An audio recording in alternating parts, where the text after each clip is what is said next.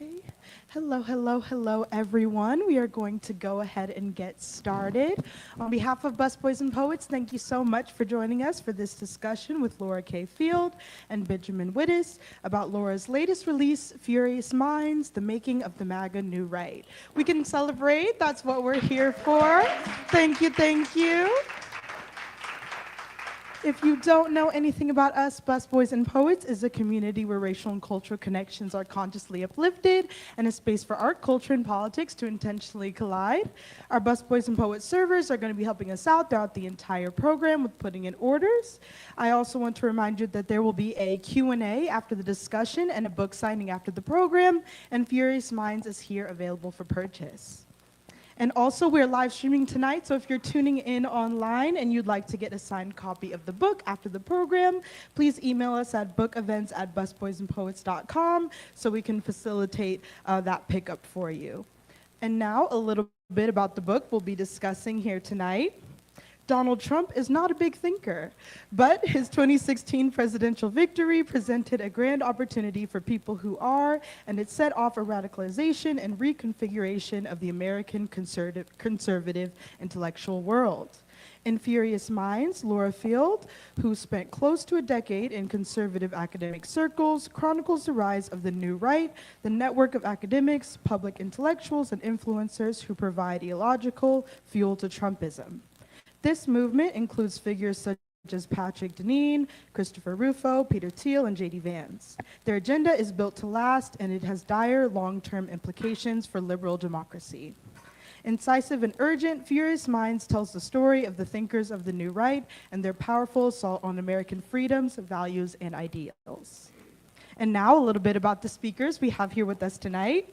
Benjamin Wittes is a senior fellow in governance studies at the Brookings Institution. He co-founded and is the editor-in-chief of Lawfare, is a contributing writer at The Atlantic and a law analyst at NBC News and MSNBC, and has authored numerous books, and his writing has appeared in a wide range of journals and magazines. Wittes was born in Boston, Massachusetts. He graduated from Oberlin College in 1990, and he has black belts in both Taekwondo and Aikido, if I'm saying that correctly. They're my only advanced degrees. And Laura K. Field is a non-resident fellow in governance studies program at the Brookings Institution, an associate of illiberalism studies program at GW, and a scholar in residence at American University. She holds a PhD in political theory and public law from the University of Texas at Austin, and has written for The New Republic, Politico, The Bulwark, Le Monde, and other publications. And now I'll pass it off to them. Thank you. Thank you. So I don't know whether Jefferson was right that the government that governs less governs best, but I know that it is true of moderators, that the moderator who moderates least moderates best.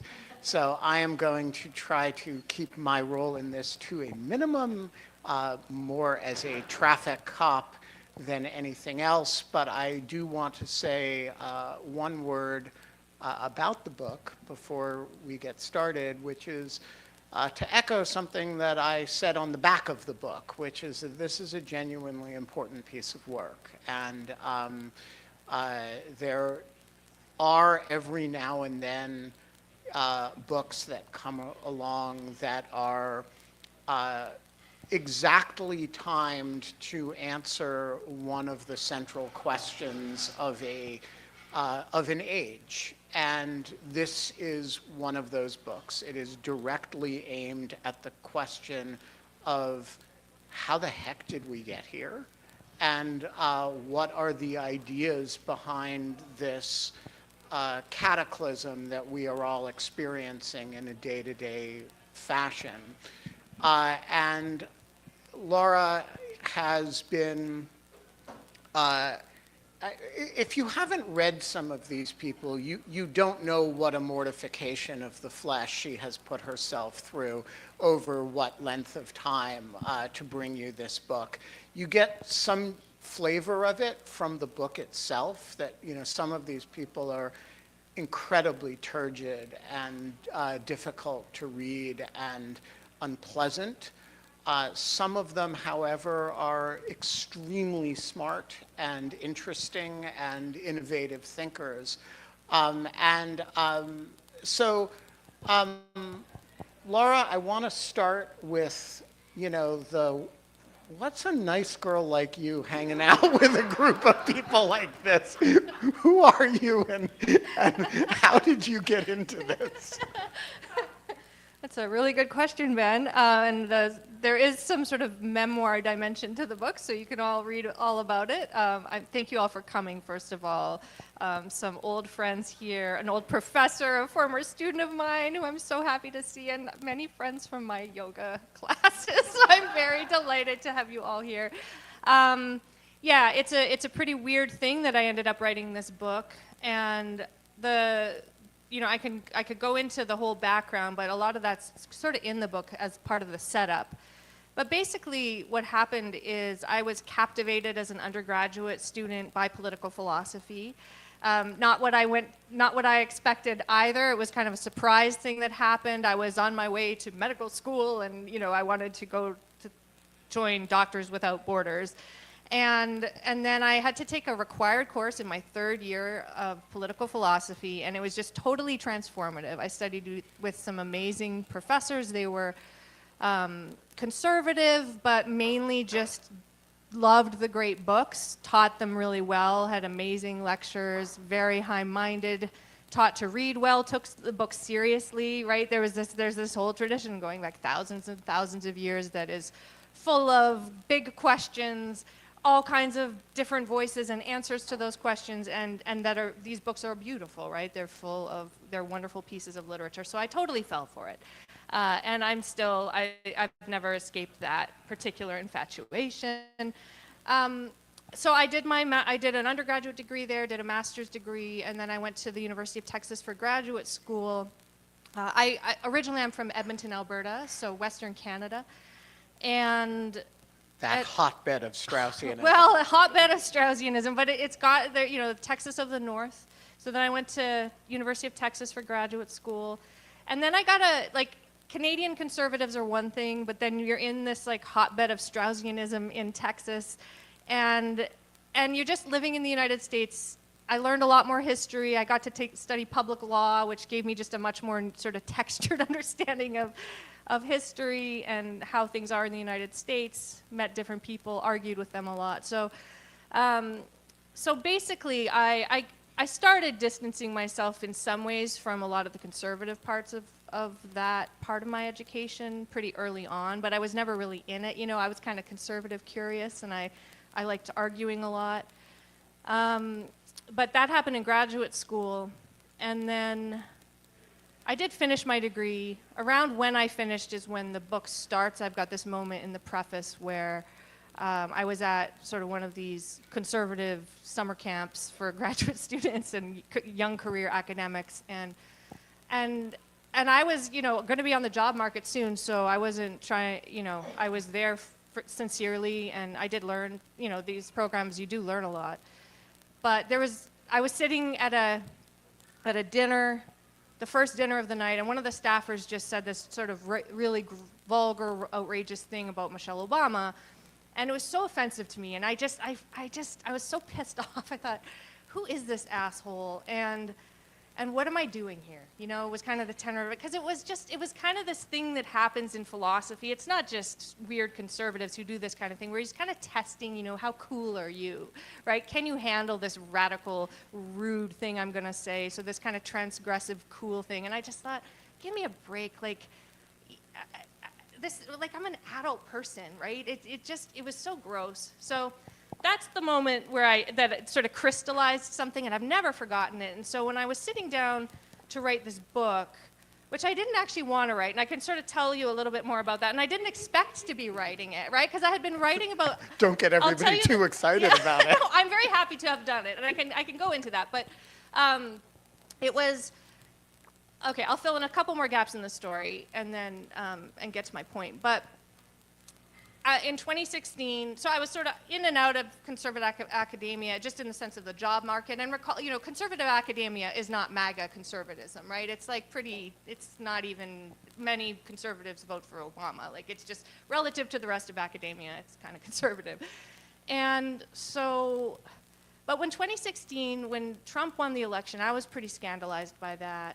And then in the years after that, I learned, I didn't know at the time, that somebody from the Claremont Institute in California had written the big article defending Trumpism. It was called The Flight 93 Election by Michael Anton. And this was shocking to me, because I had applied to the Claremont Graduate University for grad school, and I knew about the Claremontsters, which is the term they use for themselves. And so I thought, oh my God. And so then I started paying much closer attention to what was happening on the right. I was also, kind of in a dead-end situation with my career, so I wanted to get out, and I was sort of chomping at the bit to do more writing. So I thought, well, this could work. I could write about these guys, because I kind of understand the language. So there was a review of the book that just came out last week that is really fun, and the title of it is "A Mole in MAGA's Midst," and it's kind of charming, because it suggested, to really understand the movement, you need someone who was sort of in it, and I was kind of in it, but not really in it. So I have really zero loyalty to it, and but also do kind of understand many of the dialects, of the ways in which they speak, and have access to that in a way that most liberals don't. And so then I started writing about these guys, and honestly, and that was just interesting for me. I learned a lot about conservatism, about American politics and the history, and then I didn't think that I'd be writing this book, because I thought that after January 6th, these guys would take the off-ramp, that would be that, they would be like, oh, that was a bad idea, whoops. But that's not at all what happened, and so the book covers 2016 to 2024, and the second half of the book is really about the consolidation of the movement and the ongoing radicalization. Much of that happened between 2016 and 2020, but a lot of it happened after, right? Like Kevin Roberts who you've probably all heard about in the news, became president of the Heritage Foundation after 2021. Other organizations sort of similarly fell into Trumpism and MAGA, and they weren't necessarily hoping that Trump would be the next candidate. I think that they had they were hoping for someone like DeSantis or even someone else, but they really did. It became supercharged. They got a lot of power, and then you have Project 2025, you have JD Vance, and you have, I think it's fair to say, the whole culture of the staffers in DC being kind of swallowed up by that. So I was wanting to write a book in about 2022, and I was pitching another book about liberalism. and I said to agents, I have been writing about this other thing. And they all wanted to see that proposal. So when I sat down to write the proposal, I was like, okay, well, I remembered that moment with the Michelle Obama comment, and I thought, okay, here's where I'm going to start. Let's go. And so that's how it came into being. All right, so the promotional material for the book says Trump isn't a big ideas guy, but I want you to talk about the relationship between Trump and the ideas in this book. The book actually covers an enormous amount of ground ideationally, but it's fair to say that hypothesize maybe that Trump has not read a single word by any of the people that you discuss in the book. So what is the relationship between Trumpism, this body of ideas that a bunch of pasty white people have put together at the Claremont Institute and at Heritage and at a bunch of other places, and the administration? Walk me through the connective tissue here. So, I mean, just to put a few I've already said a little bit about just like why do the ideas matter, who are we talking about, but just so just to kind of get clear about some of the ways in which it's been very tangible, the power of these people I'm writing about, even though I think you're right, Trump doesn't know much about it. I mean, he employs some of them. He employs some of them, but yeah. He does, but I guarantee you he's never read a word of it. Yeah, and he's got intuition and other sort of political strengths, but I don't think he cares about this. But But we've got Project 2025, the cultural parts of the movement, JD Vance rising to the top, that's all this stuff. And I already mentioned Project 2025. Okay, so with that as sort of just the like easy things to look at that represent this. I mean, it's fair that Trump doesn't care about this, but conservatives do care about ideas. And they've cared about that for a long, long time. I mean, the history of this, I had to learn it to write the book. And, you know, there's this book from the 1950s, Ideas Have Consequences by Richard Weaver, which is a very weird book. But that's kind of a mantra on the right, you know, ideas have consequences, so, or politics is downstream from culture. And so there's an idea that the ideas that intellectuals think about, or that William F. Buckley is publishing in the National Review, right? And it was partly as a response to the left, so it's not like they were only interested in ideas. It was that all started because the conservatives felt like they didn't have respectable ideas. They didn't have an impressive intellectual legacy. And so they tried to build that. And they were quite successful. So over decades, they built the establishment. It was called the New Right back then, right? The Buckley-Reagan coalition, and that was quite elite-driven in many respects, not all respects. But what I think we see in my book is when Trump was elected, and just prior to that, there was some inkling of this. But when he was elected, a lot of people who considered themselves intellectuals or were intellectuals, we could argue about that, they saw an opportunity to get in there and backpad his regime or his whole movement with some ideas. But it wasn't just that. They were also drawing on all of these traditions on the American right. Paleoconservatism, the old right, the Christian right. So there was a lot that was already there, and they saw an opportunity, and they saw that Trump actually did represent a lot of that. He wasn't some sort of big break with the past. He was a break maybe with the Reagan-Buckley establishment, but he wasn't. He was also just sort of articulating a lot of things that were already very much in the ether of the Republican Party, especially after the Tea Party and all of the crises sort of the early part of this century. So they saw this opportunity, and then they really ran with it, right? And then they started to coalesce into this movement. Different people started to fill that void, and they started to organize, and it was quite conscientious. And then that helped, I think. I think that helped Donald Trump consolidate his power. I think that it added a legitimacy to the movement, at least in some quarters of DC, and sort of gradually. At first, they were writing as pseudonymous, nobodies who were ashamed to attach their names to Trumpism. But before you know it, they're organizing these conferences in DC. They're getting hired by the administration. It's becoming more and more of, it has more and more, energy behind it. All right, so you and I sometimes joke that the book is what you call a kind of bestiary of these thinkers and movements, and they really do range in quality a lot. But a lot of it flows from, not all, but a fair bit of it flows from a guy named Leo Strauss and one of the wings of his followers and students, who are the denizens of the Claremont Institute in California.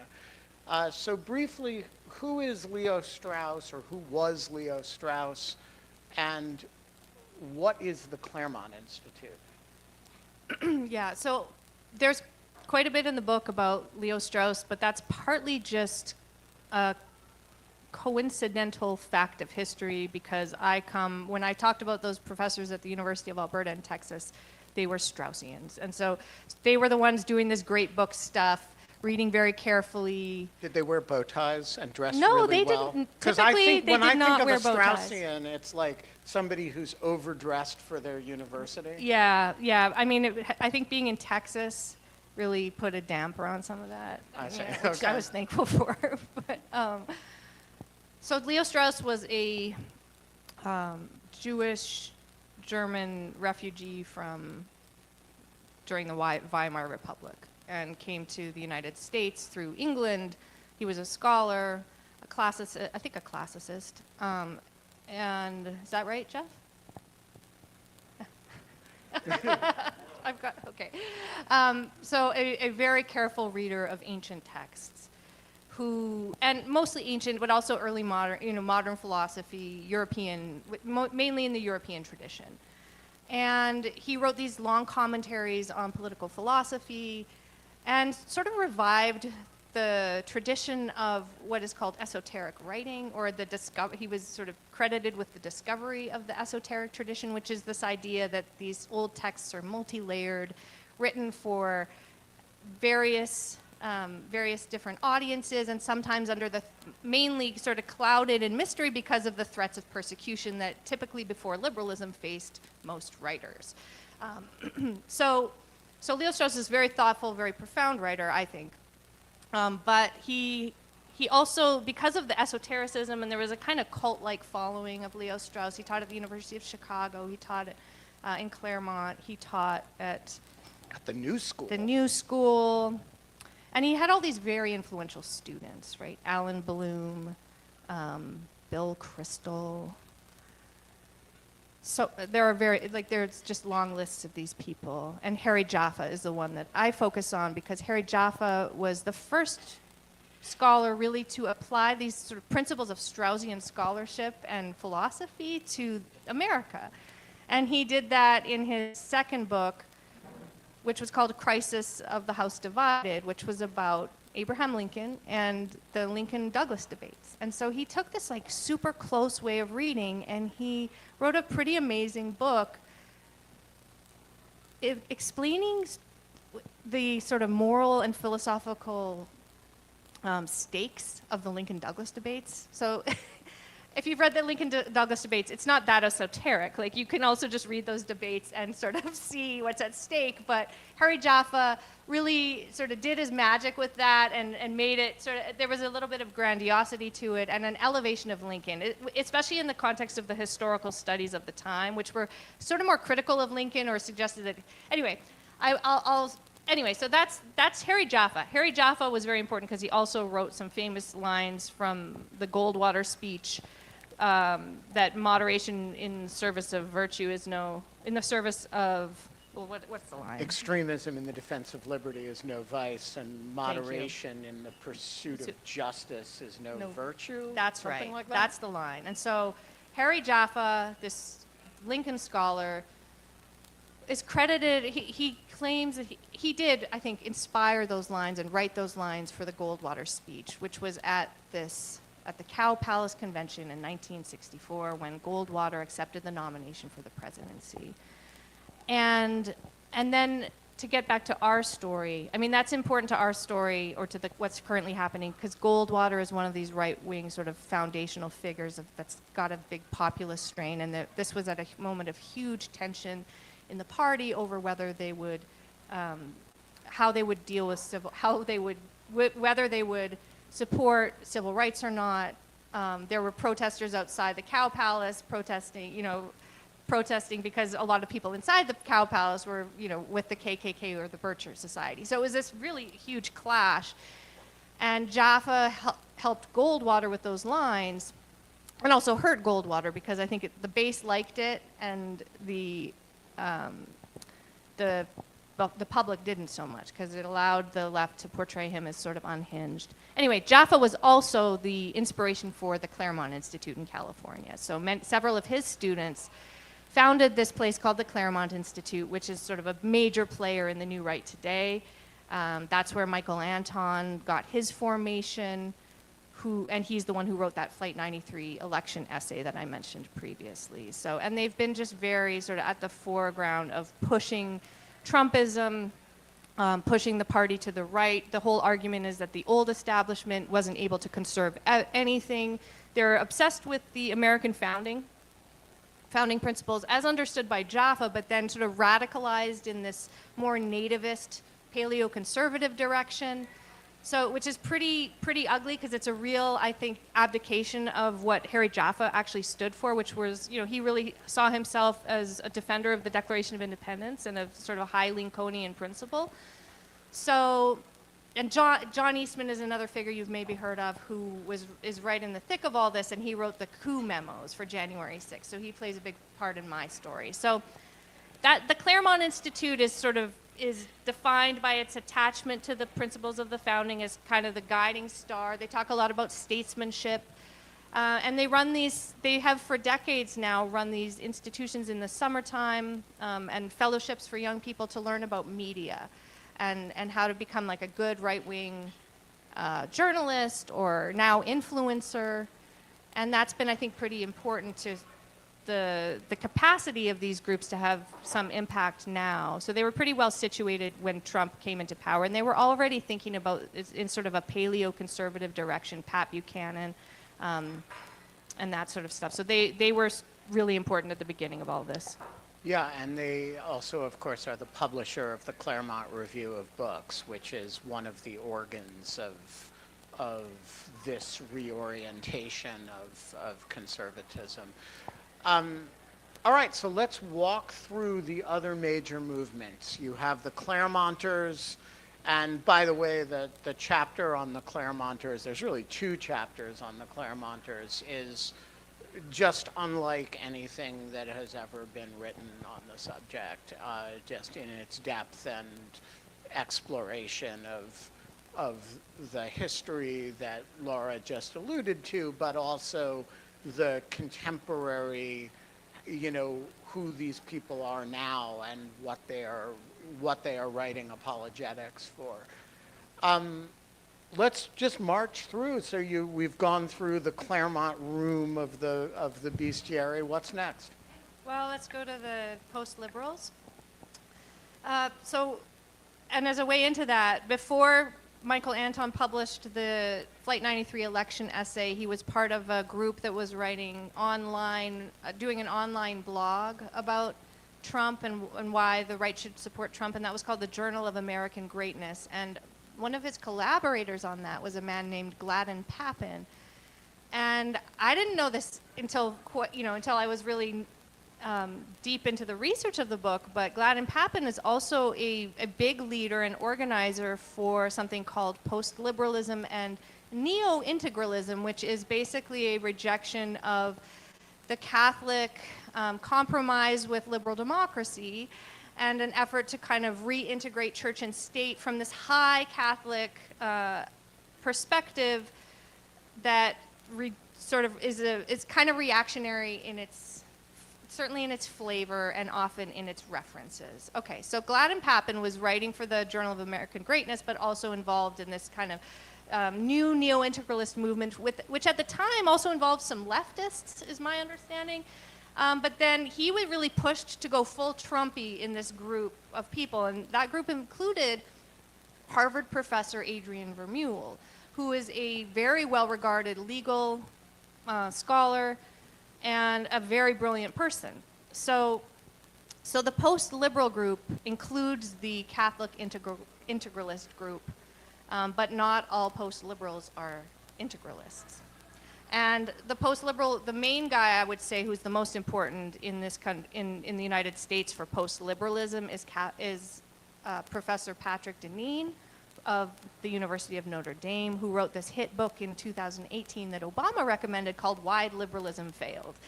So that sort of set the tone for the most elevated part of the new right, which is this post-liberal group.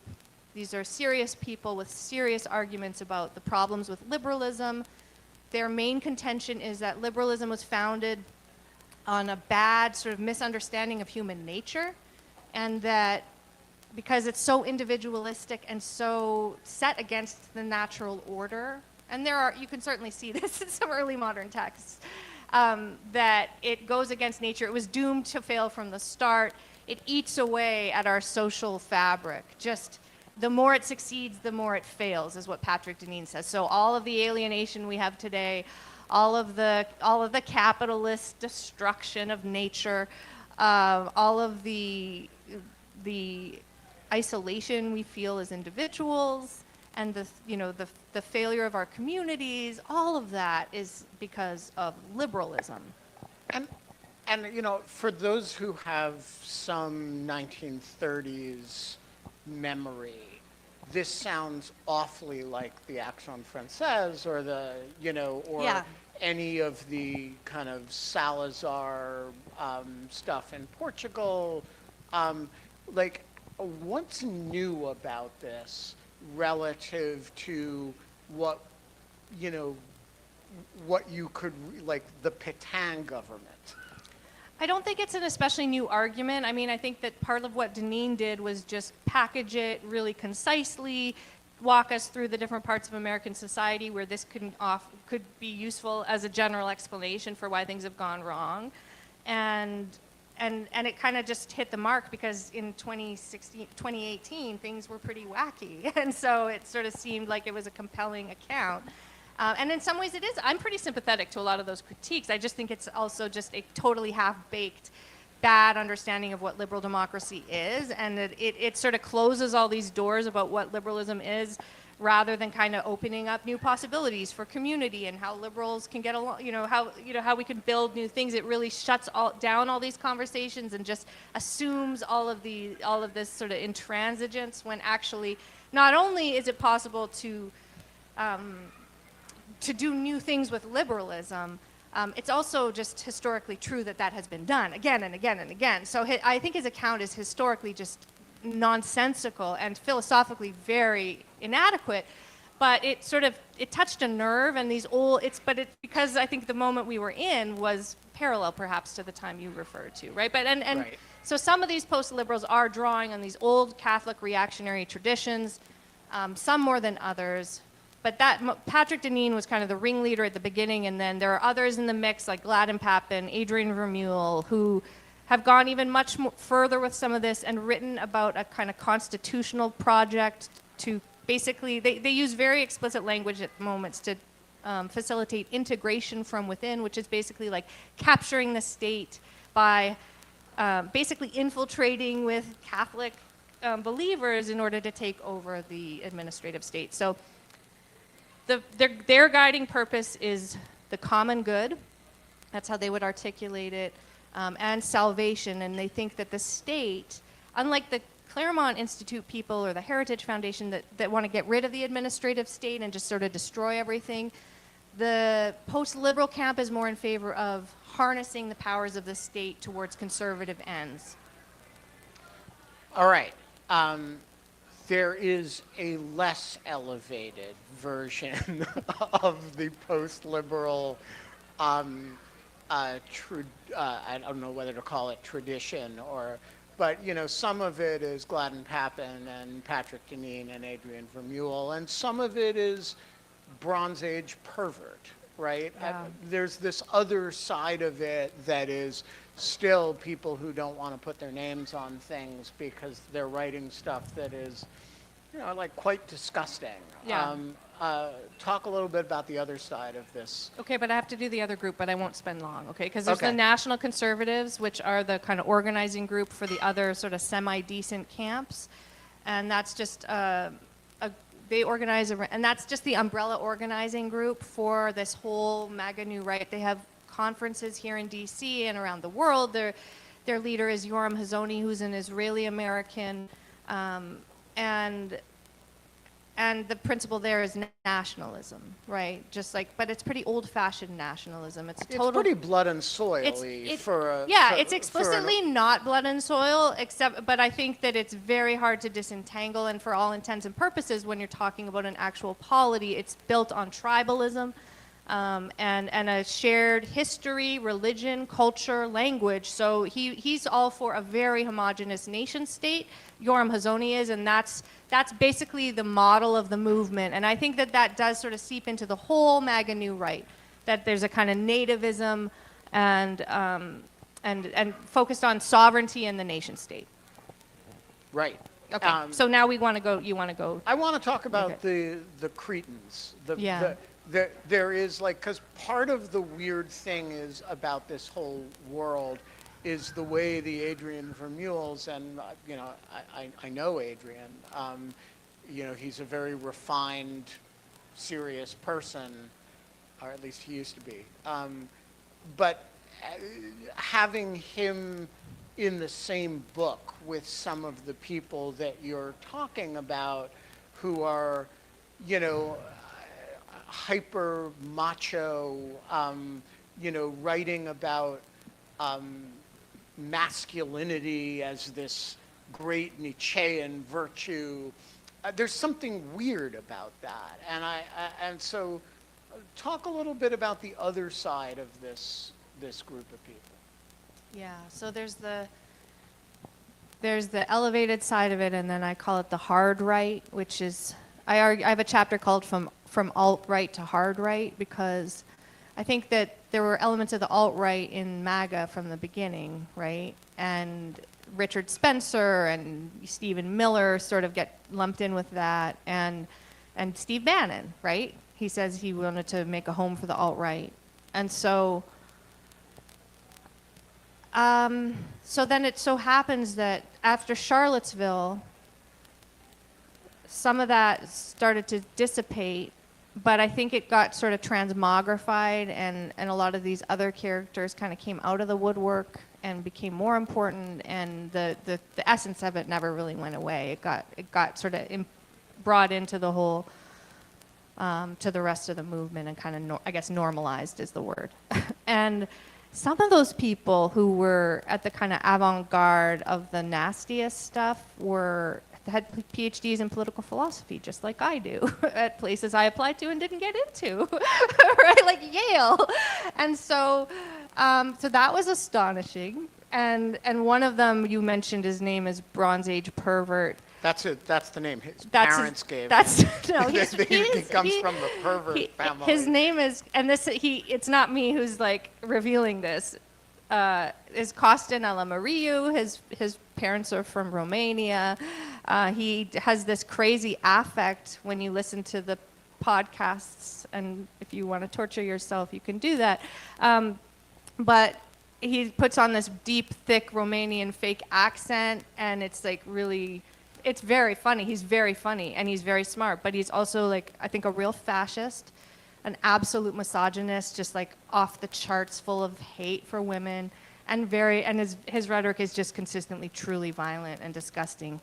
And so around the same time that Patrick Deneen was publishing his book, that last book, or the liberalism book, Bronze Age Pervert published a book called Bronze Age Mindset, and that really took on, and he found a real following, I guess. Like, then later he published his dissertation in the form of a book, self-published, and that was like an Amazon best top 100 books for a while. So, like, he has a huge impact. He's got a lot of followers. He does a podcast. He tweets a lot about sort of bodybuilding and traveling, and it's kind of Epicurean. And he talks, I think, on his podcast a lot about classical music and, refining culture. But so does a lot of fascists have done that all the time, right? Like, that's a huge strength. This sort of high cultural new man, just save the high culture is a big part of fascism and Nazism. So that's what's going on in some of these places. And so Bronze Age Pervert is an example, but there are unfortunately many others. And so and some of whom do have these PhDs, which I'm not saying that nobody who's a fascist should be allowed to have a PhD, but it's disturbing, and so I think it is connected to everything else that's happening on the new right. And it's, there was an article by a reporter. I mean, several people have reported on this stuff, just like we're hearing now that, according to Rod Dreher, 30 to 40% of the staffers, I guess, are groypers. I don't think that's right, but I don't know. And so 5 years ago, the story was that a whole bunch of the people of the staff on Capitol Hill, they were reading Bronze Age Pervert, And so I think he's been pretty powerful with young men, and sort of he's in there with Curtis Yarvin and some of these other people who you've probably heard of. And some of them connected to Alexander Dugin in Russia. I mean, they're all different. There's infighting. I mean, you can tease out differences between some of these figures, but it's very conspiratorial, very ugly rhetoric, and yeah, really gross.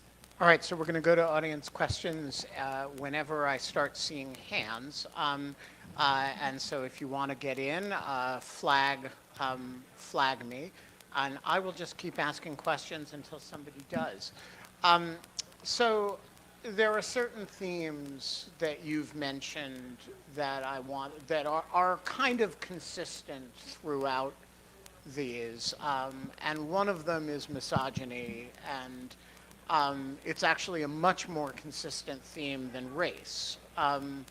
And so why do all of these movements, first of all of the writers that you deal with are male. I think, is it true there literally isn't a woman among them? Not featured. I mean, there are a few women who pop up. Right. So why is it that this world is entirely male, or essentially entirely male, and it is so consistently misogynistic? Yeah. I didn't start out with the intent of sort of highlighting that as much as I think it ended up doing in the end. Well, it kind of highlights itself. No, it does. I mean, it was I just want to say it was kind of like I didn't go in. I'm not like a gender theorist. I haven't thought that much about this stuff in like an academic sense because I just haven't had time, right, in my short life. But it did seem to me at a certain point I had to kind of articulate, okay, so why is this different from the prior iterations of paleoconservatism, Pat Buchanan, the stuff that was happening in the 90s, and that seemed, I said in the end, it's the misogyny, the social media dimension of it, and just the youthfulness of it, the energy of it, and then the success, right? Because the other movements never got the presidency.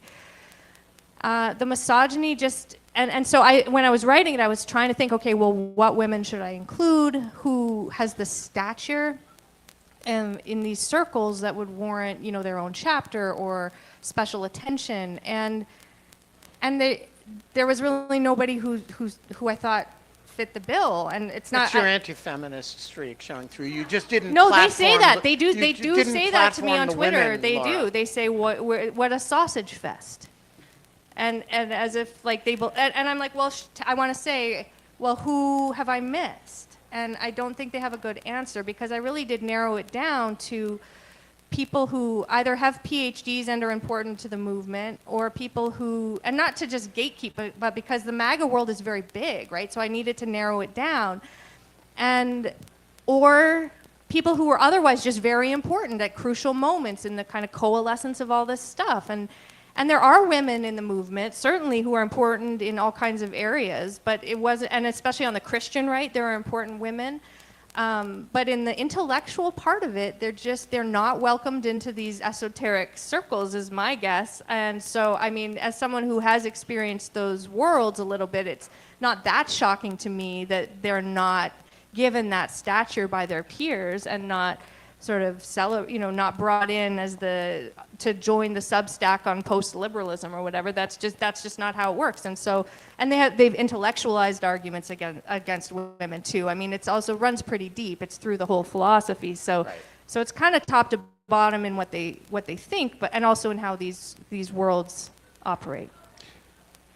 I saw someone back there as well. Okay. Please. Wait for the microphone.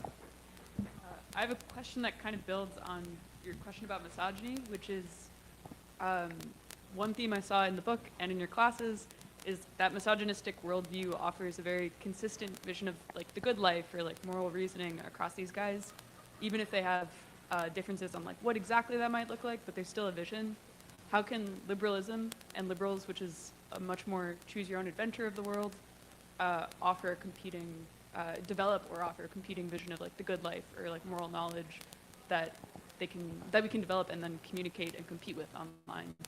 Great question. It's good. It's my It's a narrow one that's narrow one, easy we'll to just address fix in a it. few sentences at a No book talk. problem. Yeah, so one of the things that is most surprising to me about, or in the course of researching the book, was the misogyny was one thing, the paleoconservative origin story of a lot of these ideas and how that had just been a consistent thing in the far right, and then the kind of bizarre melange of like highbrow and lowbrow that is just permeates the new right, and this kind of constant. It's partly just like these fascist allusions to the great men, but it's more than that, because I think that it's also this high-minded way of talking about literature and all this stuff that I really care about and love, right? That I love that literature too. I really like. They'll talk about Homer. They'll talk about they'll talk about Rome, and so there's something they're tapping into there that I think, which I haven't talked a lot about tonight, but is a big part of the book, which is the vulnerabilities of liberalism and just the kind of genetic problem that comes with liberal democracy, which is a way of organizing society that says we're not going to tell you how to live your life, and then I think often turns into a system that doesn't even indulge the question of how to live a good life, right? And our politicians certainly don't talk about that, and that's probably for the good, but it leaves, I think, many people very uncertain about how to live their life, and actually having no opportunity as young people to think about those questions. I mean, so part of what I was trying to do in the book too, while being careful about this, because I think a lot of what's happening here is just fascism, right? And really gross, but there's also a kind of exploitation of a vulnerability of liberalism that liberals do need to attend to. So I'm sort of just deflecting to try to get away from the answer to your question, but there's a vulnerability there. There's a problem, I think, in higher education that's way overstated on the right. Like the right, conservatives act like nobody at Harvard University cares about questions of meaning or value, and that's insane. And yet, those questions and a kind of discipline of the humanities and of liberal arts, not just as traditionally understood and like I studied it, but like as an expansive project where we take all kinds of different voices seriously, but also like, really deeply, and as a constructive project. That isn't really how I've ever seen many people in academia talk about academia and about the purpose of the university. And I don't think that they do that for high schoolers either. So I think that's a big problem. I think we need to find a way as liberals to at least acknowledge the problem clearly and say, okay, so our political organization doesn't do this for us, but we can still do it in communities, right? We can still build organizations that do that. We can refurbish civil society. There's all kinds of things we can do to do this a little more deliberately, and also to be maybe more accommodating of all the people who do this, who we disagree with.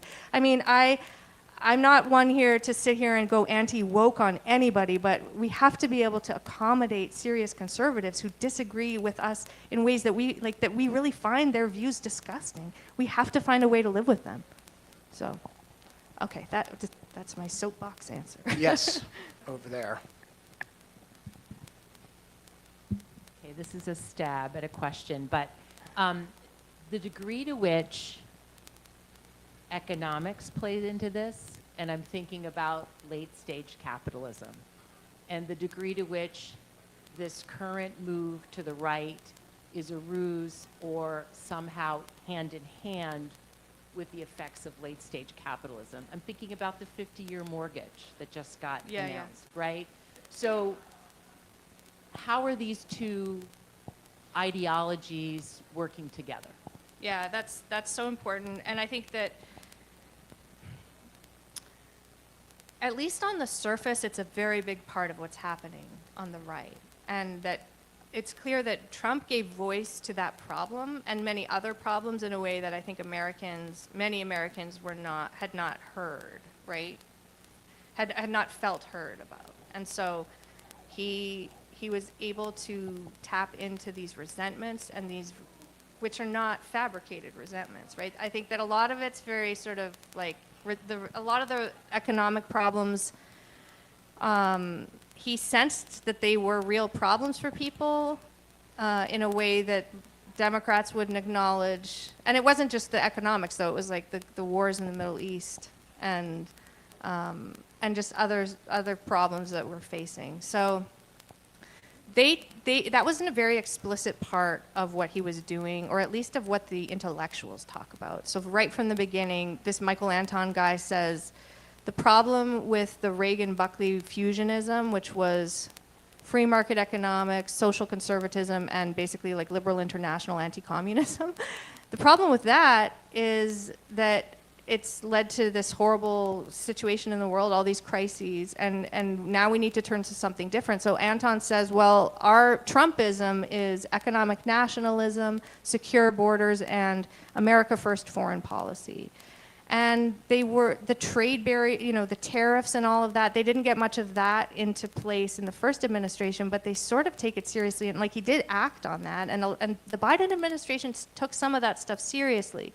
And the Biden, and a lot of what I wouldn't say the sort of ordinary MAGA people, the MAGA new right people are doing, a lot of them are not very sincere about the need to address the economic problems. Like they're still sort of in free market donor mode, I don't know what. But there are some, the post-liberals are very sincere about it, and a lot of people from that sort of those early days of the project were doing sort of serious thinking about the infrastructure situation or about reindustrialization, which are ideas that Biden, I think, took pretty seriously. Like I was at a conference a few weeks ago where somebody was asked, what's the most post-liberal politician that we've seen in the world, and they said Joe Biden, and this was not somebody who's on the left. So that's kind of absurd, but I think there's a sort of seriousness with some of that. I don't think it has many legs. I've also heard people, or it has real legs for Trump. I've heard people on the right also say the GOP will never be the sort of home of the post-liberal economic future because they're too stuck in the free market history of their party. So I want to, oh, please. Hi. Carol's dumb question, but I would like to know what's your take on the 2025 book, what's supposed to happen in 2025, where that fits in to, I assume, the conservative philosophy where we do away with the administration. Say that again. It's 2026, do you mean? Like the The midterms? 2026? Yeah. Okay. Sorry. That's okay. I mean, it's such a mess right now because the right of the party is sort of imploding. The people I'm writing about, there's a bit of a, like, because Kevin Roberts, who's the new president of the Heritage Foundation, went on, he defended Tucker Carlson, who invited Nick Fuentes onto his show. So, I mean, they're all infighting. There's a lot of tension. There's sort of this explosive energy.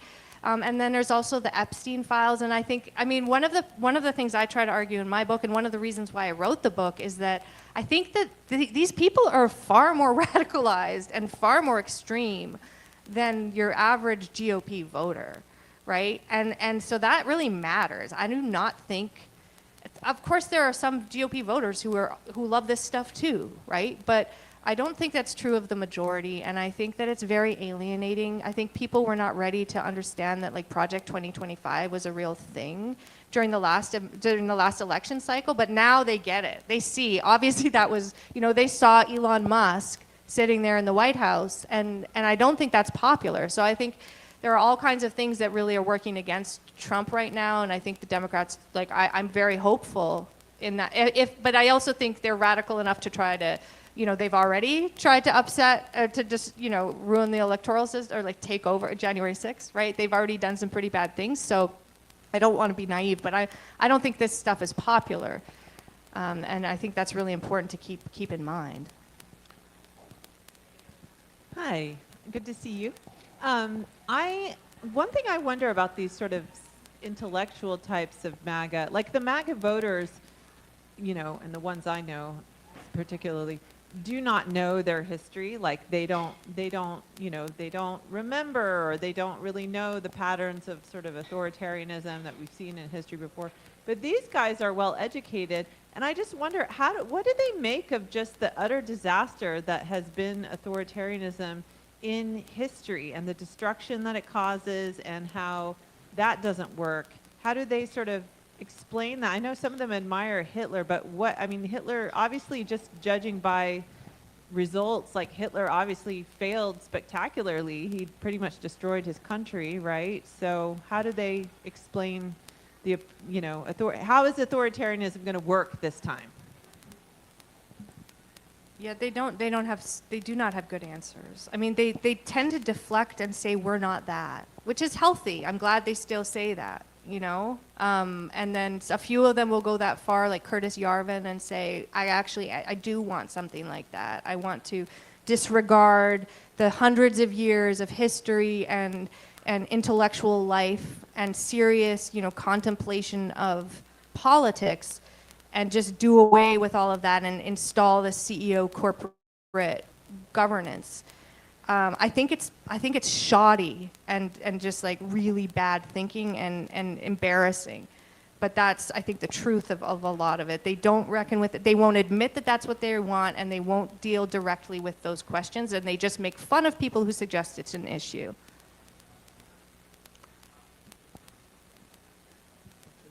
Hi. I mean, I read the book Hillbilly from JD Vance, and in that book he gave the impression to be quite liberal. How do you explain his change to... Yeah, JD Vance. How do we explain JD Vance? Yeah, he's a real mystery. I mean, I think that my sense is that he was probably truly alienated from a lot of what he saw at these Ivy League institutions, and so and his conversion to Catholicism, which was connected to some of these people who I write about, I think he's friends with and inspired by, happened at exactly the same time almost that he converted to Trumpism, right? And sort of backpedaled on all of that and said, so I think it's kind of a true story of radicalization that has happened to him, where he really became persuaded by a lot of these arguments coming from places like the Claremont Institute that suggested, and by the economic arguments, right? I do think that stuff they took quite seriously, as in, things have been going very badly, especially for the middle Americans, right? The white people in the Midwest who JD Vance cares about. And if we're bold and brave, we can start a new movement and use Trump as a way to fix that. And it comes with all kinds of other ideological stuff that's really radical and sounds a lot crazier, but I think JD Vance sort of, from what I can tell, he's been sort of connected to all those people for a very long, almost since this all started, he's been sort of in those circles, connected to all the different parts of it, and I think persuaded by those things. So that sort of gave him a permission structure to become who he is now, which he seems to have no limit to what he will support. He's not speaking out against any of these ugly things happening, as far as I've seen. All right, I would be remiss if I didn't ask about one group of people that is basically not in your bestiary, which is the traditional Christian right. And the people who are motivated by what we would think of as Christian, evangelical, anti-abortion politics. They are not part of this story. And my question is, why?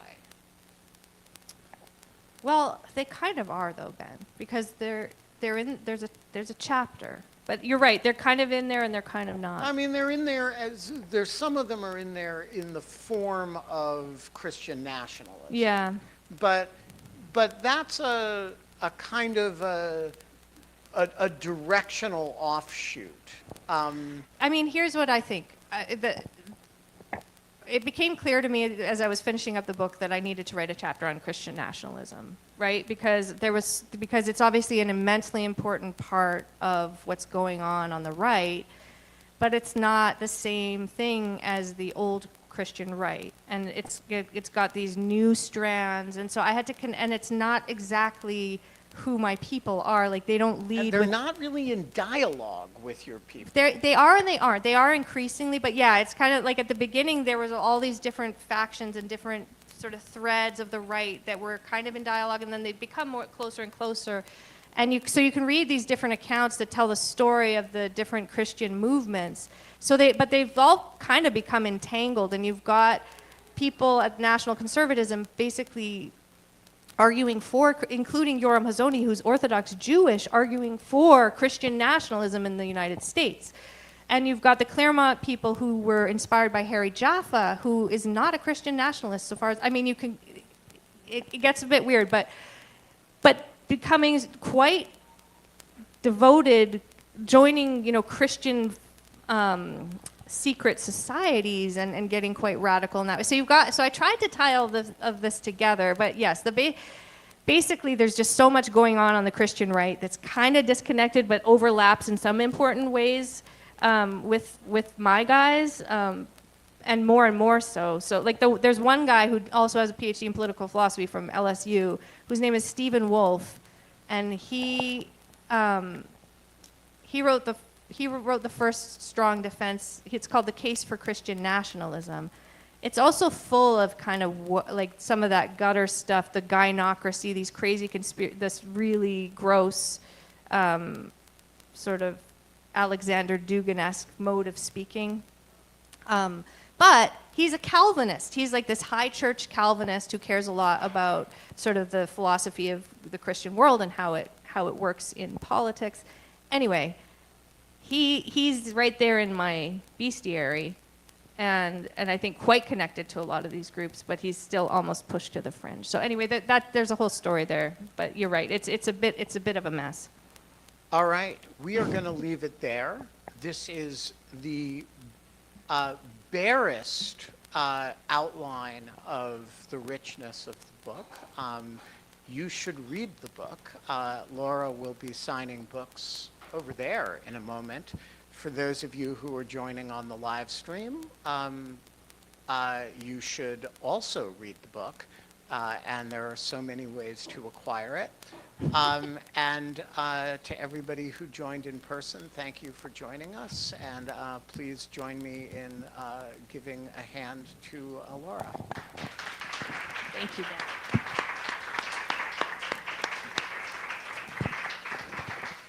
Thank you, everyone. I also wanted to thank you on behalf of Busboys and Poets, and thank you both for this wonderful conversation. I'll remind you one more time that Furious Minds is here available for purchase. If you are going to get the book, we know you can't get it anywhere, but we would love if you got it here with us today, if you are going to get your copy. It's a special opportunity as Laura is signing. I also wanted to remind you to close out your tabs before you leave here tonight and tip our wonderful server if you think we did a good job. And with that, thank you again and have a great rest of your night.